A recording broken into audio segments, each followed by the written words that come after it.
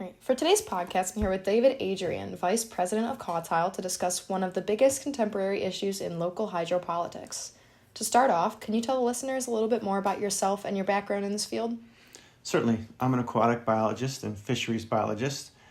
I got my education, my undergrad in ESF in Syracuse and my master's at Buff State.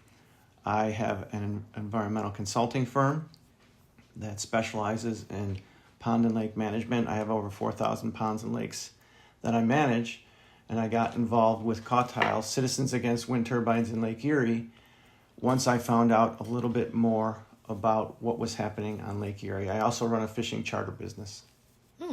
And for those who haven't heard of CAWTILE, could you tell us a little bit more about the history of CAWTILE and what the mission is? CAWTILE was brought about as a reaction to a movement proposal to put wind turbines in Lake Erie. The initial proposal was for 100 turbines mounted 0.68 miles apart from one another from the Lackawanna area of Lake Erie all the way out to the eastern border. And as a group, it was our objective to control or limit that, if not stop it completely. And we formed the group named CAWTILE to do that. Okay. So in a sort of summary, what exactly is the issue at hand that you're trying to tackle? It appears to us to be obvious that the placement of wind turbines in an inland lake, which has not been done anywhere else in the world, would have severe environmental impacts. As an aquatic biologist and also as a charter fisherman, those sort of concerns were intuitive to me. But as we began to speak with people outside our group, we found that they shared those concerns. To be specific, the introduction of zebra mussels in the early 1990s had a profound effect on improving water quality in Lake Erie. And they did that by filtering so efficiently, up to a liter of water per day per zebra mussel, and there's trillions and trillions of zebra mussels. That impact seemed initially very aesthetically pleasing. The water clarity itself improved significantly to the point where you could see 30 feet down in many areas of the lake.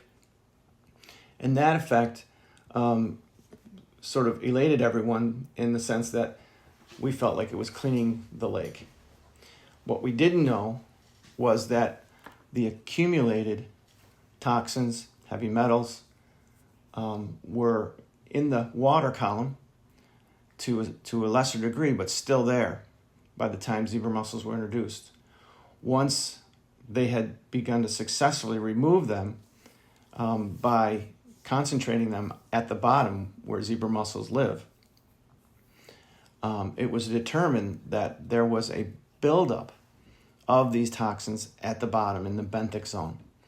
And the DEC, EPA, and Fish and Wildlife Service didn't have much to comment about them, so out of sight, out of mind type of mentality. However, when the notion was brought up that they were going to consider adding wind turbines to Lake Erie and disturbing the bottom in both the mounting process and the wiring process, running cables in a trench from where their location was to shore using jet plowing, the concern was, of course, that they would be suspending these toxins, and the result would be that they, with our prevailing westerly winds and currents, that they would simply be moved down towards the Niagara River, where we have our water intakes, affecting as many as 11 million people who get their drinking water from Lake Erie. Mm-hmm. And Lake Erie is the most shallow lake, and like you said, it has a long history of that industrial pollution buildup, which is a big negative impact that could be a potential reason for not installing the wind turbines. Correct. It's our biggest reason. The drinking water effect is our most concerning, and everyone in our group recognizes that. But also, as we met with a number of political entities they saw the logic in that as well.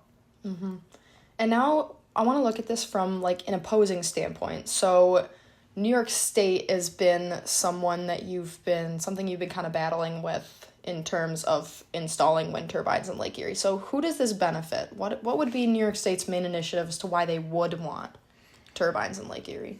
Well, while we understand that the fossil fuel source of energy production has a limit to it, and while we understand that it needs to be investigated and determined whether there are true alternatives to that, the notion of putting them in Lake Erie was what was a real problem, and I just described that. However, the political push was to find alternative energy sources, and our concern was that so many of these demands for power are now coming from the southeastern corner of the state and not limited to our area. So the benefits of it would be limited to that geographical area.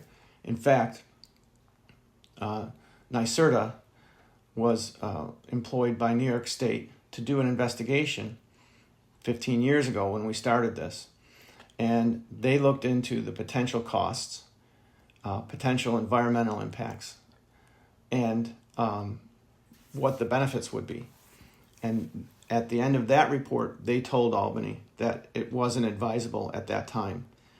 10 years to the day, Albany asked for another push to have NYSERDA do an investigation. The results of that were even more profound, indicating that the power grid would not support the power even if it was produced here. And it would, while the demand is down again in the New York City area compared to here, the results of trying to get that power there would be very expensive. And also, NYSERDA determined that the environmental impact could not be measured accurately prior to this sort of a thing. And so the impact, according to New York State itself, would be profoundly negative. So what kind of progress has been made over the years with CAWTILE? Like, has there been any recent developments in your stories? Well, we set out to educate the public. And while we were pretty successful at doing that by doing sign rallies and videos and live presentations and so forth, we determined that it was important to produce, help local politicians produce legislation that could be passed in Albany to make a permanent ban on wind turbines in Lake Erie. To that end, what we did is produced basically a proposed ban in the form of a resolution that could be passed by all the local communities. This was the most positive and surprising task that we had embarked on and achieved.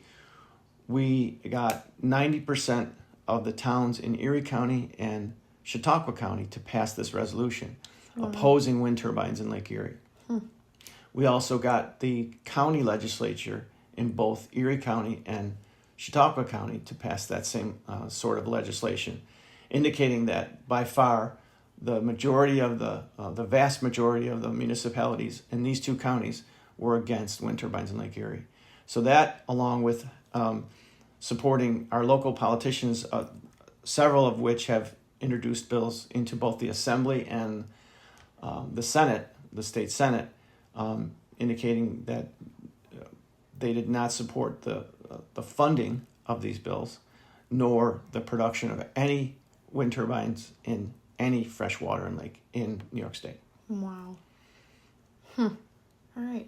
Thank you so much for talking with me today. I think that's about all the time we have, and I appreciate you informing us on this important conversation. Okay, and if you want any more information, we can be further investigated by looking at CAWTILE.com, CAWTILE.com.